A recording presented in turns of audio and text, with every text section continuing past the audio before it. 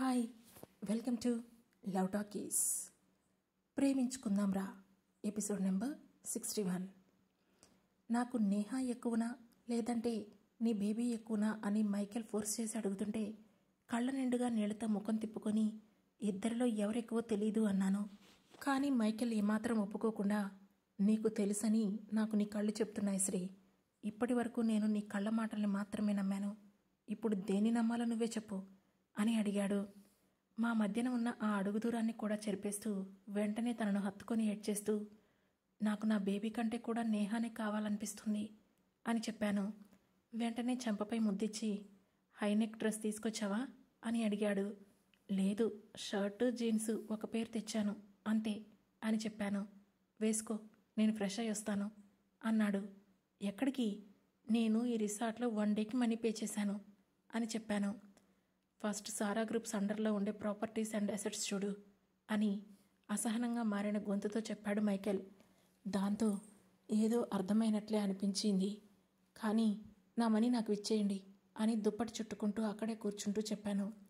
నేను వేయను, కావాలంటే రాత్రి వరకు ఇదే బెడ్ మీద ఇద్దరం ఉండొచ్చు అని చుట్టుకుంటున్న దుప్పటి మీద చెయ్యి వేశాడు మైకేల్. నో, నేను ఒప్పుకోను. నా మనీ నాకు రిటర్న్ కావాలి, లేదంటే కన్జ్యూమర్ కోర్టుకి వెళ్తాను అని బెడ్ మీద నుండి దిగి వాష్రూంలోకి దూరుతూ చెప్పాను. కన్జ్యూమర్ కోర్ట్ అనేది ఎఫ్ఎంసీజీ ప్రోడక్ట్స్కి మాత్రమే, సర్వీసెస్కి కాదు అని బయట నుంచే చెప్పాడు మైకేల్. అవునా? అయితే ఇంకేదో నాకు గుర్తు రావడం లేదు, కానీ నా దగ్గర డేటా ఉంది, నేను కంప్లైంట్ ఇస్తాను అని షర్టు వేసుకుంటూ అద్దంలో చూసుకుంటే మెడ చుట్టూ రెడ్ మార్క్స్ కనిపించాయి. అది చూసి అంతకంటే రెడ్గా నా ముఖం మారిపోయింది. వెంటనే చన్నీళ్లు ముఖం మీద కొట్టుకొని బయటికి వెళ్ళేసరికి అతను డ్రెస్అప్ అయ్యి కారుకిస్ తీస్తున్నాడు. చూడడానికి ప్రెటీ హాట్గా ఉన్నాడు నా మైకేల్. మీరింకా నా వైపు చూడలేదు అని మూతి బిగించి ఉక్రోషంగా చెప్పాను. వేడి తెలుస్తోంది అన్నాడు మైకేల్. ఫ్లర్టింగ్ దరిద్రంగా ఉందంటే ఏమంటారు అని అడిగాను. ఐ యాక్సెప్ట్ బేబీ అని చెప్పి వెళ్దామా అని అడిగాడు మైకేల్. చిన్న స్మైల్ తనకిచ్చి అంటూ అతను ముందుకు చాపిన తన చేతికి నా చేతిని అందించాను. కారు ఆఫీస్ వైపు పరుగులు పెడుతుంటే ఇప్పుడు మళ్ళీ ఆఫీస్కేంటి అని ముఖం వేలాడదీస్తూ అడిగాను. తనేం మాట్లాడలేదు. అయినా నా ప్లాన్ అంతా చెడగొట్టి ముఖం చూడు ఎంత సంతోషంగా పెట్టాడు. ఈ మాత్రం దానికి ఆ విల్లాకి 25,000 వేస్ట్ నాకు అని మనసులో 1,00,000 సార్లు తిట్టుకున్నాను. ఎగ్జిక్యూటివ్ లిఫ్ట్ నుండి తన క్యాబిన్ వైపు వెళ్తూ Ashwin, I need every advocate, executive member and also board of directors at the room quick అని చెప్పి లోపలికి వెళ్ళిపోయాడు మైకేల్. ఇప్పుడు వీళ్ళందరినీ ఎందుకు పిలుస్తున్నాడు అనుకుంటూ అనుమానంగా చూస్తూ ఉండగానే నా చేతిని పట్టుకొని ముందుకు లాగి సీట్లో కూర్చో అంటూ తన చైర్ను చూపిస్తూ చెప్పాడు. ఏంటి, నేను మీ చైర్లో కూర్చోవాలా? పర్లేదు, నాకంటూ వేరే చైర్ ఉంది అక్కడ, నేను అక్కడే కూర్చుంటాను అని చెప్పాను. వింటాడా? వినడే. అసలు చెయ్యి పట్టుకొని లాగి కూర్చోబెట్టి ఎదురుగా ఉన్న నా చైర్లో తను కూర్చున్నాడు. నాకంతా అయోమయంగా అనిపించింది. అశ్విన్ అని ఇంతలో మరో కేక వేశాడు. హా మాస్టర్ అంటూ పరిగెత్తుకుంటూ వచ్చాడు Ashwin. Share her all the details of every asset and investments under Sara group and explain her the major shareholders and their liabilities అని సీరియస్గా చెప్పి తను లేచి బయటికి వెళ్తుంటే ఎక్కడికి అని కంగారుగా అడిగాను. తన ప్రవర్తన నాకెందుకో చాలా అనుమానంగా ఉంది. కానీ అతను మాత్రం ఐ విల్ జస్ట్ కమ్ అని చెప్పి బయటికి వెళ్ళిపోయాడు మైకేల్. ఒక 100 స్లైడ్ల పీపీటీ వేసి మరీ అన్నింటినీ ఎక్స్ప్లెయిన్ చేశాడు అశ్విన్. వాటన్నింటినీ చూస్తున్నాను కానీ ఏదీ నా మైండ్కి ఎక్కడం లేదు. యామ్ ఐ క్లియర్ మ్యామ్ అని చివరిగా అడిగాడు అశ్విన్. వెంటనే అప్రయత్నంగా హా అన్నాను. So do you want have some coffee break or shall we start the meeting అని వినయంగా అడిగాడు అశ్విన్. మైకేల్ వచ్చాక స్టార్ట్ చేద్దాం అని తనకు చెప్పి అతగాడు చెప్పిన సోదికి పగిలిన నా తలని కాఫీతో తగ్గించుకునే పనిలో పడ్డాను నేను. 5 నిమిషాల్లో మైకేల్ వచ్చేశాడు. మీటింగ్ స్టార్ట్ అయింది. ఒక్కొక్కళ్ళు ఏవేవో చెబుతున్నారు. ఆ మీటింగ్ నాకు పరమ బోరింగ్గా అనిపించింది. నాకు నిద్ర కూడా వచ్చి ఆవలింతలు తీస్తుంటే మైకేల్ నుండి I need a synopsis from you అంటూ మెసేజ్ వచ్చింది. ఆ దెబ్బకు నిద్ర మత్తు వదిలేసింది. ఎదురుగా ఉన్న పెన్ స్టాండ్ నుండి బుక్ తీసి వాళ్ళు చెప్పినవన్నీ చాలా జాగ్రత్తగా వింటున్నాను. మొత్తానికి చాలా సింపుల్గా ఫస్ట్ ఫిజికల్ ఇయర్ మీటింగ్ అయిపోయింది. ఈ రోజుకి నాకు తెలిసిన కొత్త విషయం ఏంటంటే సారా గ్రూప్ ఆఫ్ ఇండస్ట్రీస్ నుండి అమైరా, వాళ్ళ పేరెంట్స్ అండ్ అమైరా కూడా అవుట్ అయింది. ఫ్యామిలీ కాకుండా బయట వాళ్ళు 15% స్టేక్లోనే ఉన్నారు. అంటే 4 ఏళ్లలో మైకేల్ బాగానే అందరినీ లైన్గా అవుట్ చేస్తూ వచ్చాడన్నమాట. అనుకుంటూ ఇక వెళదామా అని నిద్రముఖంతో అడిగాను. పూర్తిగా ఆఫీస్ వర్క్ మీద ఇంట్రెస్ట్ పోయింది కదా నీకు అని సీరియస్గా అడిగాడు మైకేల్. మరి తమరి మ్యాస్కులైన్ ఎనర్జీ అలాంటిది. మీ పక్కనుంటే హాయిగా ఇంట్లో హౌస్ వైఫ్లా బతకాలనిపిస్తుంది. అది నా తప్ప ఏంటి చెప్పండి అని అడిగాను. ఆ మాటతో నవ్వి అన్నీ నా మీదే తోసేస్తావు కదా నువ్వు అని అడిగాడు మైకేల్. హే, నేనేం అబద్ధం చెప్పడం లేదు. నేనెక్కడో చదివాను, మనం మన పార్ట్నర్ మీద ఎంత భరోసాతో ఉంటే అంత ఇర్రెస్పాన్సిబుల్ అయిపోతామట. అన్నీ తనే చూసుకుంటాడు కదా అనే ధీమా వచ్చేస్తుందట. మరి నేను ఇలా ఉన్నానంటే అప్పుడు తప్పు మీదే కదా అని కళ్ళెగరేస్తూ అడిగాను. Get me the car keys రే అని కిందికి నడిచాడు మైకేల్. సో కార్ కేస్ తీసుకొని నేను తన వెనకే కిందకి వెళ్ళాను. ఇద్దరం కలిసి ఇంటికి బయలుదేరాం. దారి మధ్యలో కూడా ఇంటి సెక్యూరిటీ గురించి, కారు టెక్నాలజీ గురించి ఏదేదో చెబుతున్నాడు. కొంచెం ఇంట్రెస్టింగ్గా అనిపించి నేను కూడా వింటున్నాను. మేము వెళ్ళేసరికి నేహా, జోసెఫ్ కూడా రీచ్ అయ్యారు. చక్కగా బురిటో బౌల్ ఆర్డర్ పెట్టేసి తిని పడుకున్నాము. టైం 3:30 అవుతోంది. నేను మంచి డీప్ స్లీప్లో ఉన్నాను. బెడ్రూమ్కి కనెక్ట్ చేసి ఉన్న సెక్యూరిటీ ఫోన్ రింగ్ అవుతుంది. దాంతో కళ్ళు తెరవకుండానే వెంటనే దాన్నెత్తి నా చెవి దగ్గర పెట్టుకొని హలో అన్నాను. మేడం, పోలీసులు అరెస్ట్ వారెంట్తో వచ్చి డోర్ బయట నుంచున్నారు అని కంగారుగా చెబుతున్న సెక్యూరిటీ వాయిస్ వినిపించడంతో దిగ్గున లేచి కూర్చొని బెడ్కి ఇటువైపు ఉండాల్సిన మైకేల్ కోసం చూశాను నేను. కానీ అక్కడ మైకేల్ కనిపించలేదు. దాంతో నుదుటిన పడుతున్న చెమటను తుడుచుకుంటూ ఎవరొచ్చారు అని అడిగాను. తెలియదు మేడం అన్నాడు సెక్యూరిటీ. అరెస్ట్ వారెంట్ చూసారా అని అడిగాను. చూశాను మేడం అని చెప్పాడు సెక్యూరిటీ. ఆ తర్వాత నేను వెయ్యబోయే ప్రశ్నకు నాకు ఆన్సర్ తెలిసినా అయినా కూడా మళ్ళీ అడిగాను. ఎవరి పేరు మీద ఉంది అని. మైకేల్ సార్ పేరు మీద అని కంగారుగా చెప్పాడు సెక్యూరిటీ. వాళ్ళని పంపించండి అని తనకి చెప్పి లేచి ఏం చేయాలో తెలియక తలపట్టుకొని కూర్చున్నాను. రూమ్లో మైకేల్ లేడంటే బయట ఎక్కడన్నా ఉన్నాడా ఏంటి అని లేచి గబగబా అన్ని రూమ్స్ చెక్ చేశాను.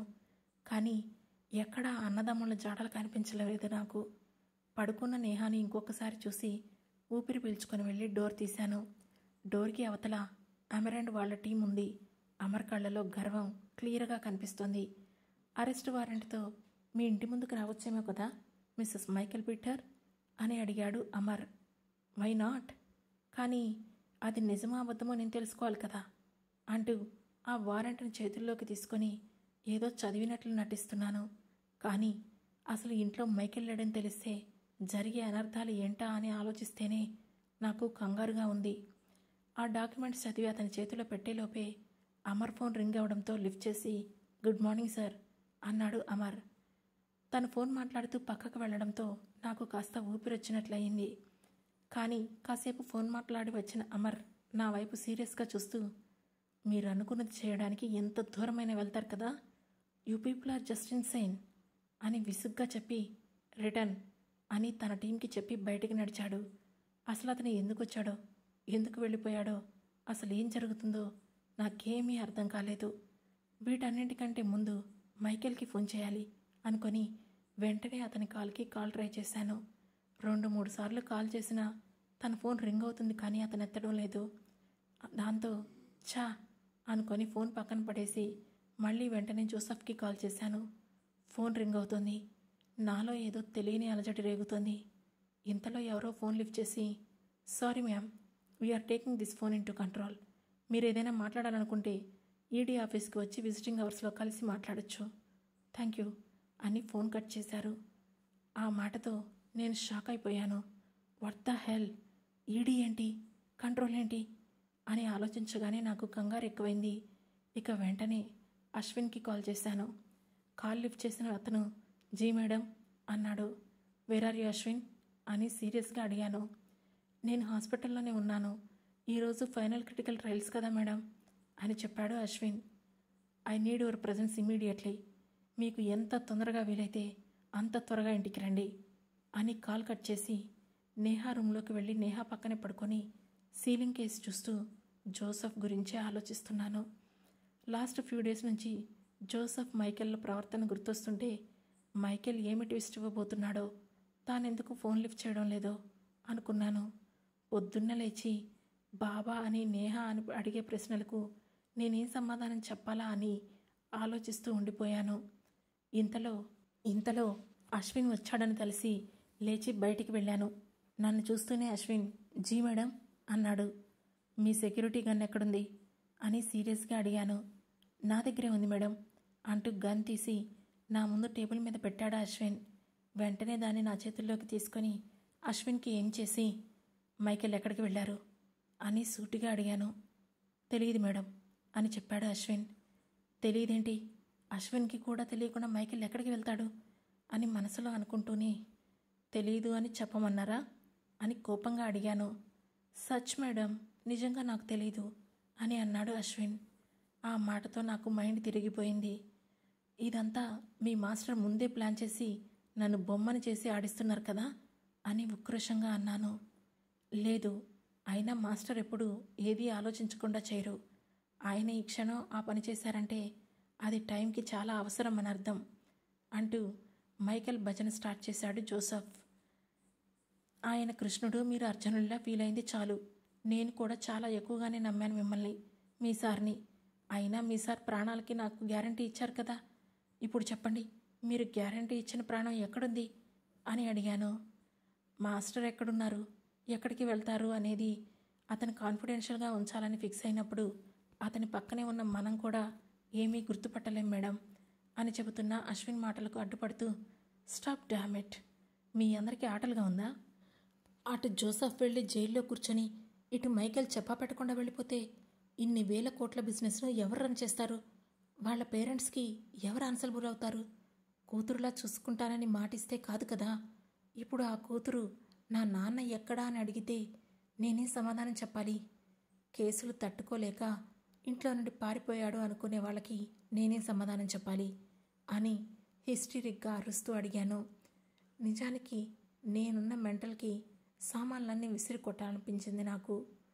కానీ అది కుదరదని తెలిసినా నన్ను నేను కంట్రోల్ చేసుకోలేకపోయాను.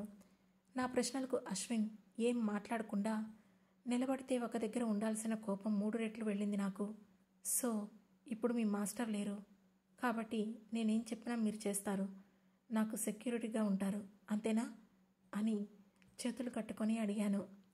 అవును అన్నట్లు తలూపి చెప్పాడు అశ్విన్. టేక్ ద గన్ అని నా చేతి నుండి కింద టేబుల్ మీద పెట్టి సీరియస్గా చెప్పాను. వెంటనే గన్ చేతిలోకి తీసుకున్నాడు Ashwin. Aim at the door అని అతనికి చెప్పాను. వెంటనే తను గన్ను డోర్ వైపు ఏం చేయగానే దాన్ని చేతులతో పట్టుకొని నా ఫోర్ హెడ్ మీద ఏం చేస్తూ, మైకేల్ ఎక్కడికి ఎందుకు వెళ్ళారో చెప్తారా, ఆర్ఎల్స్ షూట్ మీ, ఈ 2 ఆప్షన్స్ మాత్రమే ఉన్నాయి మీకు అని చెప్పాను. తను నా చేతుల్లోనే గన్ ఉంచేసి దాని నుండి మ్యాగజైన్ తీసి పక్కన పడేశాడు. తన కింద కూడా తనలా తెలివైన వాళ్ళనే పెట్టుకోవడం కేవలం మైకేల్ పీటర్ మాత్రమే చెల్లని విద్య అని ఆ గన్నును విసిరికొట్టి, అదే గన్ని మీకేం చేసుకొని కాల్చుకోమంటే అని అడిగాను. At your foot steps madam అన్నాడు అశ్విన్. యు ఆర్ సిక్, పిచ్చి మీ అందరికీ. Stay away from me and leave me alone. And అలాగే ఈడీ విజిటింగ్ అవర్స్ ఎప్పుడో తెలుసుకొని నాకు ఇమీడియట్గా చెప్పండి అని అరుస్తూ చెప్పాను. జీ మేడం అన్నాడు అశ్విన్. అండ్ ఇంకో విషయం, మీ పని కంప్లీట్ చేసుకొని వచ్చేటప్పుడు పద్మారావు నగర్లో మా ఇంటి నుండి మా చెల్లెల్ని అమ్మని తీసుకురండి అని తనకు చెప్పి రూమ్లోకి వెళ్ళి డోర్ వేసుకొని ఆలోచిస్తూ కూర్చున్నాను. అప్పుడే నిన్న మైకేల్ చెప్పిన మాటలు గుర్తొచ్చాయి. ఆవేశం అనర్థాలకు దారితీస్తుంది. I remember until early 20s. నాలో ఉన్న అగ్రెసివ్ నేచర్ నీకు ప్లస్ పాయింట్ అనుకునేవాడిని. దానితోనే ప్రపంచాన్ని గెలవచ్చు అనే ఫీలింగ్లో ఉండేవాడిని. Until I met you Sri. ఒకటే సిచ్యువేషన్లో మనిద్దరం ఉన్నప్పుడు అక్కడ తప్పెందుకు జరిగింది అని నేను అగ్రెసివ్ అవుతుంటే, కానీ నువ్వు మాత్రం దాన్ని ఎలా సరిచేయాలా అని ఆలోచించావు. దాన్నే స్థితప్రజ్ఞత అంటారేమో. ఆ మెంటల్ స్టెబిలిటీ నీకున్నప్పుడు కాంప్లికేటెడ్గా ఉండే సిచ్యువేషన్స్ని నాకంటే నువ్వే బాగా డీల్ చేయగలుగుతావు అని నేను నమ్ముతున్నాను అన్నాడు మైకేల్. తనేదో సరదాగా ఆ మాటలు చెప్పాడనుకున్నాను, కానీ తనంతా పక్కా ప్లానింగ్లోనే ఉన్నాడు. నాకు అంతా అర్థమైంది. కానీ నేను తనని ఎలాగైనా తీసుకొచ్చి తీరుతాను అని అంతకంటే దృఢంగా మనసులోనే అనుకున్నాను. నిద్ర పట్టలేదు. నిజానికి చాలా భయంగా, ఒంటరి అయిపోయిన ఫీలింగ్ కలుగుతోంది. అయినా అసలు ఈ మనిషిని చంపేసినా తప్పులేదు. తన వల్లే ఇదంతా. ముందు రోజు వరకు ప్రేమ మత్తులో ఉయ్యాలు ఊగించేసి తర్వాత రోజే బాధ్యతను వదిలి వెళ్ళిపోతాడు. అసలు అలాంటి మనిషికి పెళ్ళెందుకు, పెళ్ళామెందుకు, పిల్లలెందుకు? అయినా నిన్ను కాదు, నిన్ను ప్రేమించి పెళ్లి చేసుకుంటున్నాను కదా, నాకుండాలి అవన్నీ. అండ్ ఒకసారి దొరికితే చూడు, నువ్వు నా చేతికొస్తే నిన్ను చంపకుండా వదిలిపెట్టను. వాల్పేపర్ మీద ఉన్న మా ఇద్దరి ఫోటోను చూస్తూ కసిగా తనకు చెప్పాను. పొద్దున్న అయ్యేంత వరకు చాలా కామ్గా ఉండడానికి ప్రయత్నిస్తూ మెడిటేషన్లో ఉన్నాను. ఇంతలో శ్రీ, ఏమైందమ్మా, రమ్మన్నావంట అని కంగారుగా అడిగింది అమ్మ. నెమ్మదిగా కళ్ళు తెరిచి అమ్మ వైపు చూశాను. ఏమ్మా, ఏమైంది? కళ్ళెందుకు అలా ఎర్రగా ఉన్నాయి? నీ ఆరోగ్యం బాగానే ఉంది కదా అని కంగారుగా అడిగింది అమ్మ. వెంటనే ఏడుపును కదిలించలేక, అందరూ నన్ను వదిలేసి ఒంటరిదాన్ని చేసి వెళ్ళిపోయారమ్మా అని కళ్ళలో నీళ్లు తిరిగిపోతుంటే ఏడ్చేస్తూ చిన్నపిల్లలా చెప్పాను. ఎవరు అని నా కళ్ళు తుడుస్తూ కంగారుగా అడిగింది అమ్మ. ఇంకెవరు, నీ అల్లుడు అండ్ ఇప్పుడు ఈ జోసెఫ్ కూడా. వీళ్ళందరూ ఏదేదో చేసి నన్ను ఒంటరిదానిలా నిలబెట్టేస్తున్నారు అని చెప్పాను. ఏం మాట్లాడుతున్నావు? నాకేం అర్థం కావడం లేదు. ముందు ఏడు పాపు శ్రీ. అయినా నీకు నేనున్నాను కదా, నువ్వెలా ఒంటరిదానివవుతావు అని అడిగింది అమ్మ. అమ్మ, నాకు మీ అల్లుడు నచ్చలేదు. ఇక నేను తనతో ఉండను. నాకు చాలా కోపం వస్తుంది అని పిడికిలి బిగించి చెప్పాను. నిన్ను వదిలి వెళ్ళేంత ముఖ్యమైన పని ఏం పడిందో అతనికి, అదెందుకు నువ్వు ఆలోచించడం లేదు అని అడిగింది అమ్మ. అంటే అని పైకి లేచి, ఆ పని అయిపోగానే వచ్చేస్తాడు కదా, తనకేం కాదు కదా అని అమ్మను అడిగాను. ఎందుకు రాడు? తన భార్య, కుటుంబం, ఇల్లు అన్నీ ఇక్కడే ఉన్నాయిగా అని చెబుతూ సోఫాలో నుండి లేచింది అమ్మ. తనని చూస్తూనే, నువ్వు నాతోనే ఉండమ్మా అని అమ్మని అడిగాను. నేను ఎక్కడికి వెళ్ళడం లేదే, కాఫీ కలిపి తీసుకొని వస్తాను అని అంది అమ్మ. నేను స్నానం చేసి వస్తాను అని లేచి పైకి వెళ్ళి షవర్ కింద చాలాసేపు నుంచొని ఒక దృఢ నిశ్చయంతో బయటికి వచ్చాను. మా ఇద్దరి మధ్య టర్మ్స్ ఎలా ఉన్నప్పటికీ తన పరువుని బయటపడేసే ఏ పని జరగనివ్వకుండా చూసుకోవాలని ఫిక్స్ అయ్యాను. నేను రెడీ అయ్యి బయటికి వచ్చేసరికి అమ్మ కాఫీ ఇచ్చి టిఫిన్ ప్రిపేర్ చేస్తుంది. తినాలని లేదు, కానీ అమ్మ బాధపడుతుంది. అందుకే తింటూనే, నేహా లేస్తే స్నానం చేయించి ఏదో ఒక పని చేయిస్తూ కాస్త ఎంగేజ్డ్గా ఉంచమ్మా, నేను వచ్చాక ఏదో ఒకటి చెప్తానులే తనకి అని అన్నాను. సరే, నువ్వు జాగ్రత్తగా వెళ్ళిరా అని చెప్పింది అమ్మ. నేను బయటికి రాగానే నన్ను చూసి పరిగెత్తుకుంటూ వచ్చి, visiting hours morning 9 to 11 madam అని చెప్పాడు అశ్విన్. కారు తీయండి అని అశ్విన్కి చెప్పి కారులో కూర్చున్నాను. డ్రైవర్ సీట్లో కూర్చున్నాడు అశ్విన్. ఈడీ ఆఫీస్కి కాదు, అమర్ మిశ్రాని కలవాలి, ఆర్మ్డ్ ఫోర్సెస్ ఆఫీస్కి పోనివ్వండి అని అశ్విన్కి చెప్పాను. ఆ మాటతో షాక్ అవుతూ నా వైపు చూశాడు అశ్విన్. ఆ తర్వాత ఏం జరగబోతుంది తెలుసుకోవాలంటే వెంటనే మా లవ్ టాకీస్ ఛానల్ను సబ్స్క్రైబ్ చేసుకొని ప్రేమించుకుందాంరా సిరీస్లోని నెక్స్ట్ ఎపిసోడ్ను వినండి. మా ఈ కథ మీకు నచ్చినట్లయితే లైక్ చేసి, షేర్ చేసి, కమెంట్ చేసి, అలాగే హై పాయింట్స్ కూడా ఇచ్చి మమ్మల్ని సపోర్ట్ చేయండి. Thanks for watching.